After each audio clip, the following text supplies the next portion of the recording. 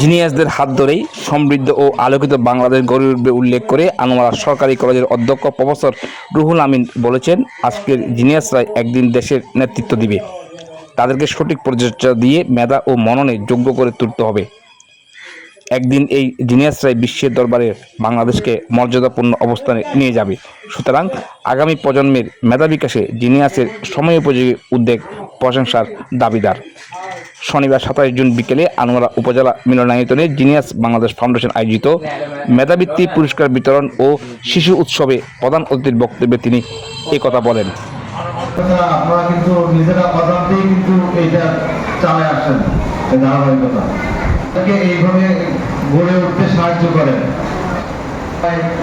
এরপরে স্কুলে পড়ে, প্রাথমিক স্কুল, মাধ্যমিক স্কুল, বিভিন্ন মহাবিদ্যালয়, রাজবাড়ী কলেজ, তারপর বিশ্ববিদ্যালয়, তারপর চাকরি করে। প্রফেসর রুহুল আমিন শিক্ষার্থীদের উদ্দেশ্যে বলেন, তোমরাই আগামী দিনের ভবিষ্যৎ, তাই সময়ের মূল্য দিতে হবে।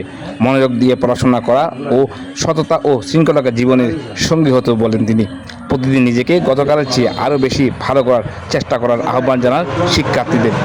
তিনি বলেছেন, বিশ্বাস রাখো, পরিশ্রম কখনো বিফলে যায় না। সফলতা একদিন অবশ্যই তোমাদের দরজায় কড়া নাড়বে।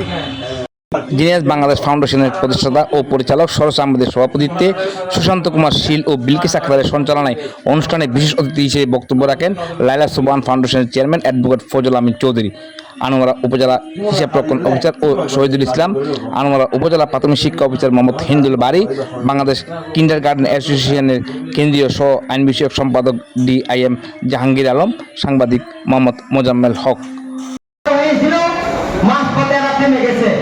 আমি মনে করি আনোয়ারা অন্তর্ভুক্ত 4-5টা বৃত্তি এই ধরনের চালু হওয়া উচিত। অনেক সংবাদ দেখেছেন, মা পড়ে আছে, পোকা এসে গেছে, কিন্তু ছেলেরা জানে না, উচ্চপদস্থ কর্মকর্তা।